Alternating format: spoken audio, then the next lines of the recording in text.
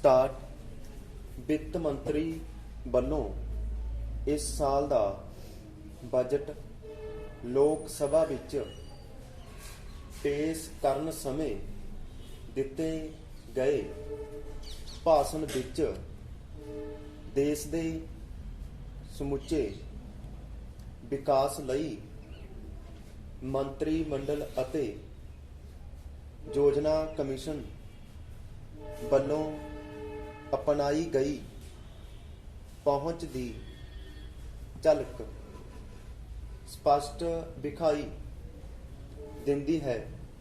ਡੰਡੀ ਕਰ ਨੀਤੀ ਵਿੱਚ ਜਿਸ ਤਰ੍ਹਾਂ ਤਬਦੀਲੀ ਕਰਨ ਦਾ ਸੰਕੇਤ ਦਿੱਤਾ ਗਿਆ ਹੈ, ਉਸ ਨਾਲ ਸਰਕਾਰ ਨੂੰ ਕਰਾਂ ਤੋਂ ਪਹਿਲਾਂ ਨਾਲੋਂ ਵਧੇਰੇ ਆਮਦਨ ਹੋਣ ਦੀ ਆਸ ਵੱਧਦੀ ਹੈ। ਡੰਡੀ ਖੇਤੀ ਵਿਭਾਗ ਲਈ ਪਿਛਲੇ ਸਾਲ ਨਾਲੋਂ ਵਧੇਰੇ ਰਕਮ ਰੱਖੀ ਗਈ ਹੈ, ਜਿਸ ਨਾਲ ਕਿਸਾਨਾਂ ਦੀ ਭਲਾਈ ਲਈ ਨਵੀਆਂ ਸਕੀਮਾਂ ਚਲਾਈਆਂ ਜਾਣਗੀਆਂ।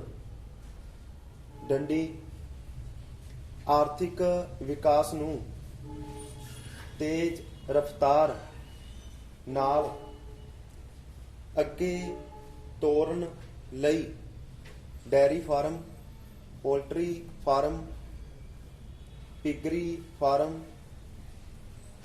ਸਥਾਪਿਤ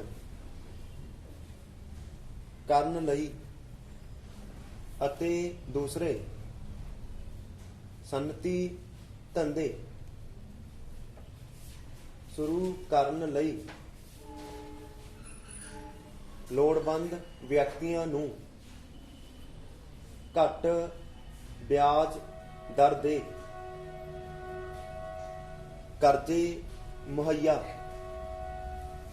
ਕਰਵਾਉਣ ਦਾ ਪ੍ਰਬੰਧ ਕਮਰਸ਼ੀਅਲ ਬੈਂਕ ਅਤੇ ਸਹਿਕਾਰੀ ਬੈਂਕ ਕਰਨਗੇ। ਡੰਡੀ ਯੁਵਕਾਂ ਅਤੇ ਇਸਤਰੀਆਂ ਦੀ ਭਲਾਈ ਲਈ ਯੁਵਕ ਮੰਡਲ ਅਤੇ ਮਹਿਲਾ ਮੰਡਲ ਹੋਰ ਮਜ਼ਬੂਤ ਕੀਤੇ ਜਾਣਗੇ।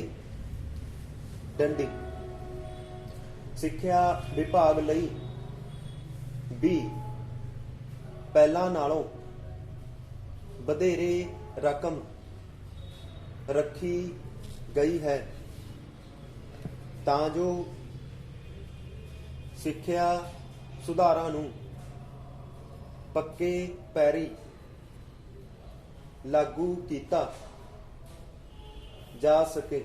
ਡੰਡੀ ਵਰਤਮਾਨ ਸਮੇਂ ਚੋਣ ਲੜਨ ਲਈ ਪ੍ਰਚਾਰ ਅਤੇ ਇਸ਼ਤਿਹਾਰਬਾਜ਼ੀ ਉੱਪਰ ਜੋ ਖਰਚਾ ਹੁੰਦਾ ਹੈ, ਉਸ ਅਨੁਸਾਰ ਤਾਂ ਕੋਈ ਲੱਖਾਂਪਤੀ ਹੀ ਚੋਣ ਲੜ ਸਕਦਾ ਹੈ, ਜਿਹੜਾ ਕਿ ਲੋਕਤੰਤਰ ਦੀ ਸਹੀ ਭਾਵਨਾ ਦੇ ਅਨੁਕੂਲ ਨਹੀਂ ਹੈ।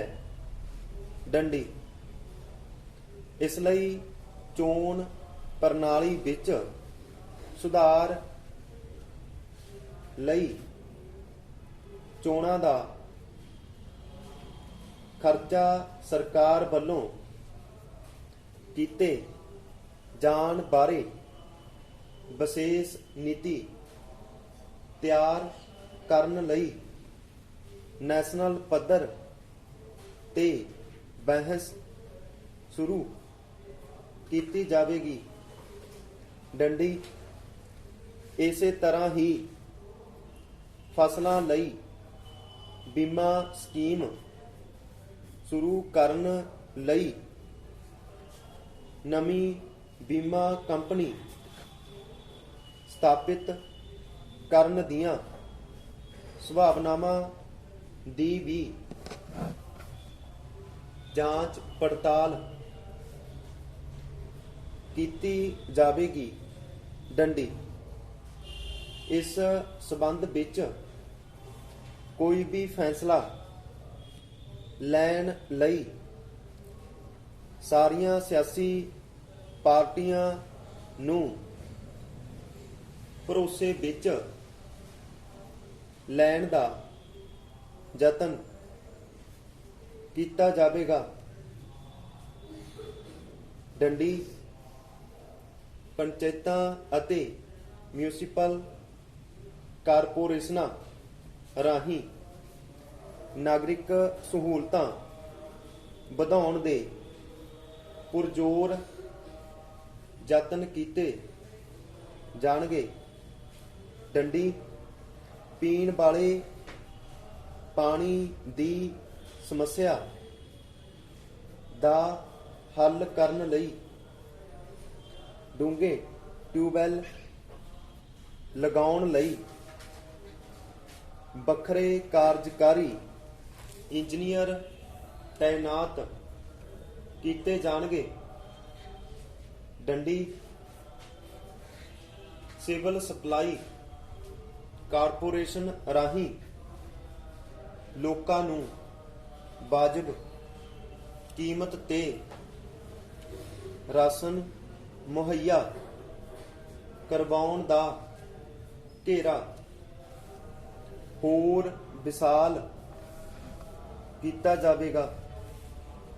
ਡੰਡੀ ਇਸ ਤੋਂ ਪਹਿਲਾਂ ਰੇਲਵੇ ਬਜਟ ਪੇਸ਼ ਕਰਨ ਸਮੇਂ ਵੀ ਰੇਲਵੇ ਸਟਾਫ ਅਤੇ ਯਾਤਰੀਆਂ ਨੂੰ ਅਨੇਕਾਂ ਸਹੂਲਤਾਂ ਦੇਣ ਦਾ ਐਲਾਨ ਕੀਤਾ ਗਿਆ ਹੈ। ਡੰਡੀ